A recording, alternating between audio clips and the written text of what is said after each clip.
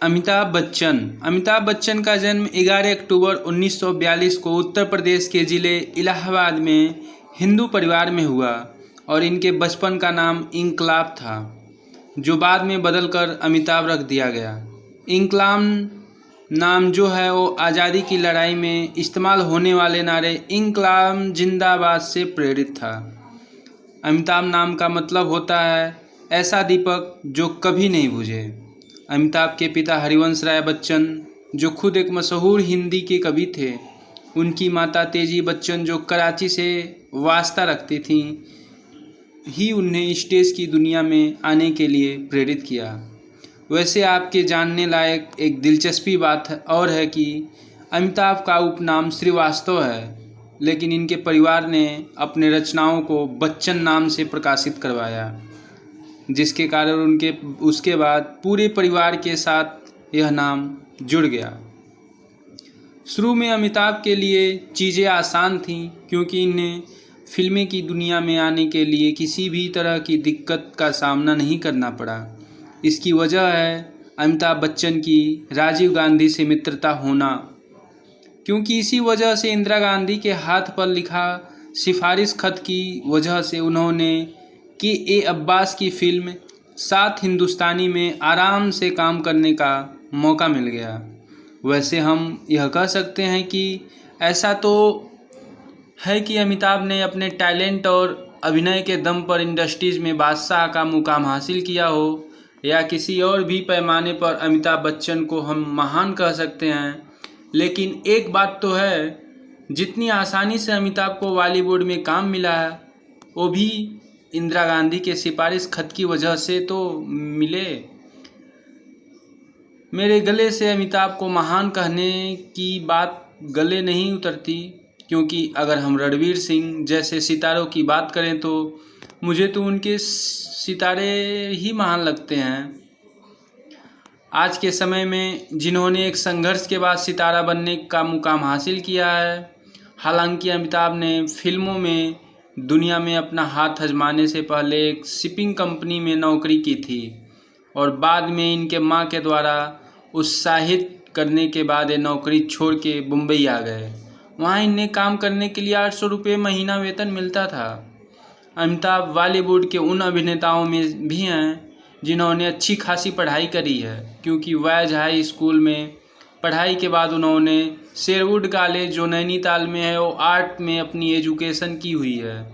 साथ ही इसके बाद विज्ञान में स्नातक स्तर की पढ़ाई के लिए दिल्ली के प्रसिद्ध केएमसी कॉलेज से पढ़ाई की और इसके बाद एमए के लिए ज्ञान प्रबोधिनी कॉलेज से किए हैं, जो इलाहाबाद में है।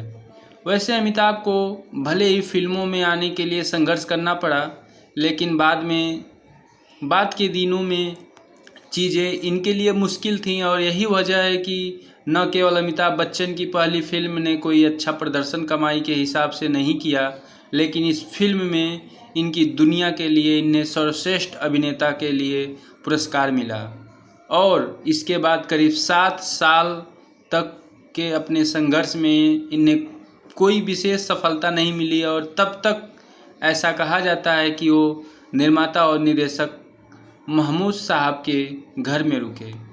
अमिताभ बच्चन की ज़िंदगी में स्टार बनने के लिए महत्वपूर्ण मोड़ तब आया जब 1973 में आई प्रकाश मेहरा की एक फिल्म में इन्हें एक इंस्पेक्टर का रोल मिला, जिसमें इनके किरदार का नाम इंस्पेक्टर खन्ना था और उस किरदार में अमिताभ बच्चन एकदम अलग तरह से रोल में थे और साथ ही इनकी भारी आवाज़, जिनके लिए इन्हें ऑल इंडिया रेडियो में बोलने वाले के पद के लिए निकाल दिया गया था।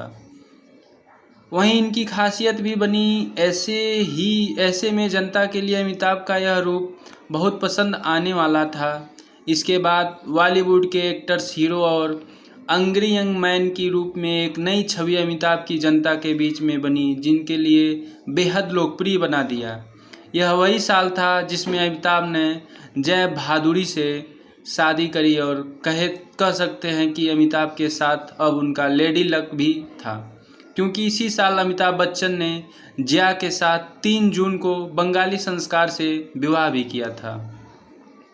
1976 से लेकर 1984 तक अमिताभ को अपनी कई सारी कामयाबी फिल्मों की वजह से बहुत सारे पुरस्कार भी मिले, जिसमें उनकी बेहद कामयाब दीवार और शोले जैसे फिल्म भी हैं। शोले तो बॉलीवुड के इतिहास में सबसे कामयाब फिल्मों में से एक है।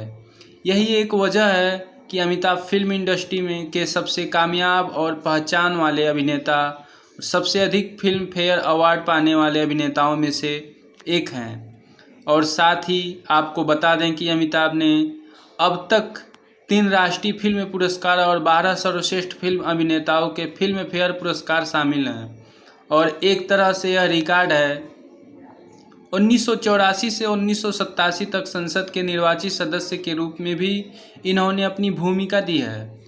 असल में 1984 में इंदिरा गांधी की हत्या के बाद अपने दोस्त राजीव गांधी की सलाह पर वो राजनीति में उतरे और इलाहाबाद की लोकसभा सीट से चुनाव लड़े। राजनीति के चाणक्य कहे जाने वाले हेमवती नंदन बहुगुणा को हरा दिया, लेकिन कुछ समय बाद ही यानी राजनीति में आने के 3 साल बाद ही अमिताभ बच्चन ने राजनीति को अलविदा कह दिया। अमिताभ बच्चन ने एक्टिंग के अलावा भी पार्श्व गायक के रूप में भी अपना योगदान दिया है। साथ ही एक अच्छे विज्ञापनकर्ता के रूप में भी अमिताभ की पहचान बनी हुई है।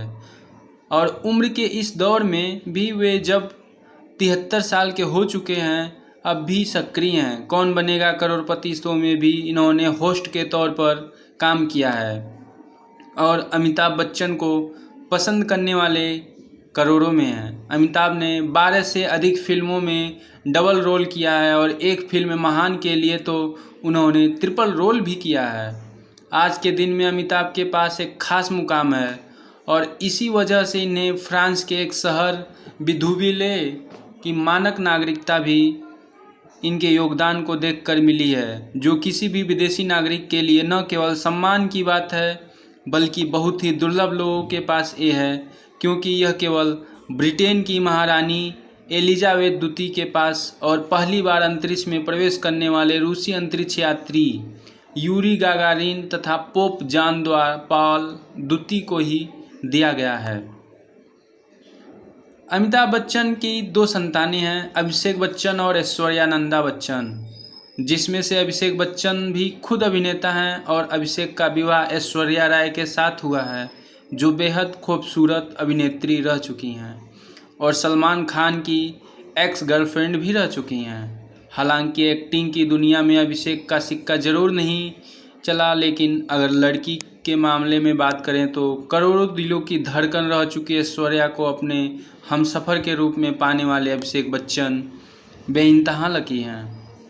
अमिताभ के अफेयर की बात करें तो सन 1978 में अमिताभ और रेखा के बीच बढ़ती नज़दीकियों को लेकर न केवल अमिताभ के घर में बहुत हंगामा हुआ, बल्कि देश भर के अखबारों में भी यह सुर्खियां बनती जा रही थीं।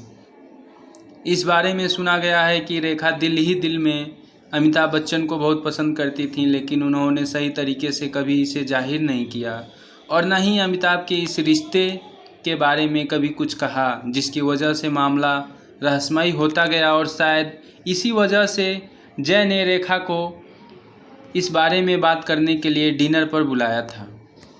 अमिताभ बच्चन सोशल साइट्स पर भी काफ़ी एक्टिव रहते हैं और अपने फैंस के साथ जुड़े रहने के लिए ब्लॉग्स और फेसबुक और ट्विटर पर भी काफ़ी सक्रिय रहते हैं। अमिताभ बच्चन के बारे में शिवसेना प्रमुख रह चुके स्वर्गीय बाल ठाकरे यहाँ तक कह चुके हैं कि अमिताभ के योगदान को देखते हुए उन्हें भारत रत्न देना तो बनता है, क्योंकि ऐसे भी देश हैं जहां लोग भारत के राष्ट्रपति और प्रधानमंत्री के बारे में नहीं जानते, लेकिन वो अमिताभ बच्चन को जानते हैं। ऐसे में उन्हें भारत रत्न दिया जाना सही है। साथ ही यह बात भी गौर करने लायक है कि उन्होंने यह बात ऐसे समय में कही थी जब महाराष्ट्र में मराठी बनाम उत्तर भारतीय विवाद चल रहा था। तो दोस्तों, वीडियो कैसा लगा आप लोग कमेंट करके ज़रूर बताएं। अगर अभी तक आप लोग इस चैनल को सब्सक्राइब नहीं किए हैं तो ज़रूर सब्सक्राइब करें। धन्यवाद।